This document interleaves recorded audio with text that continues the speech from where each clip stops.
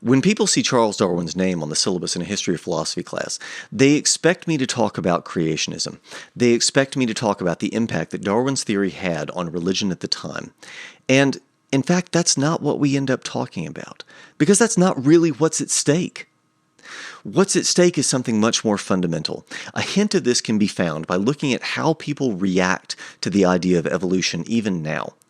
They react viscerally, sometimes violently, as if it is an existential threat, something that is deeply important. And they're right. It is that important. It is an existential threat. It is something that is or can be felt at the fundamental level. Let's explore this. In Christianity, the metaphysical basis for the creation of the world and the understanding of what reality is and how it is that mankind exists in reality, in other words, what mankind is and why mankind exists, all rests in divine providence. The souls of people have significance. They have a purpose. They have a why, a meaning in their lives. So, do you see kind of the hints of what's going on here? This is what's threatened by it. The most fundamental levels of self and world understanding, especially including meaning and purpose, the way that we understand what we are as selves and consequently what possible meaning our lives can have. In other words, not just a particular meaning. It's not just sacrificing a particular meaning. It's the very possibility of life having meaning that is threatened, that is felt to be threatened by evolution. If life is not different in kind than inert physical stuff, then the very possibility of meaning for life must be coextensive with that of physical stuff.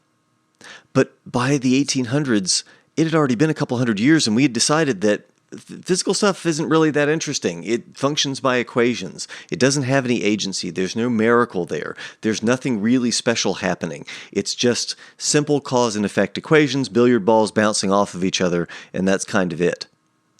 And we heard rumblings for a while that, well, maybe that's all that's going on with human life too, and maybe human life is also devoid of meaning, and there's a skepticism that arose.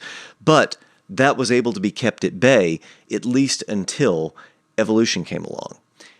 With evolution, we have the possibility of the complete ontological leveling. In other words, not being able to tell the difference between life and non-life. And when that happens, all of a sudden, the very possibility of life having meaning and having purpose feels threatened. It's no coincidence that shortly after evolution came on the scene, we see someone like Nietzsche sounding the alarm bells of nihilism and saying we've lost the possibility of having meaning in the world. The world is fundamentally meaningless and purposeless. And this is something that we're told we can't completely combat. This is the key element here, and this is what people frequently get wrong about Nietzsche. And I have a video on the death of God. That is something that it addresses the very same point. So that I would encourage you to check out if you're interested in that dynamic in particular.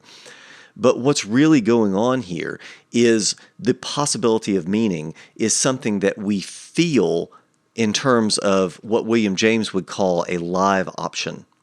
So we might say in Jamesian terms that meaning in life was no longer a live option, that purpose in life was no longer felt to be a live option after evolution tried to level the playing field. And so this is something where it's hard for people to look at it and just say, oh, this is just one scientific theory among many. And scientists look at those who, perceive this as an existential threat and say, okay, well, what's the problem here? Can't this just be assimilated into the religion? Why do you feel this to be such a threat? And it's, I think, important for us to look and say, here's why.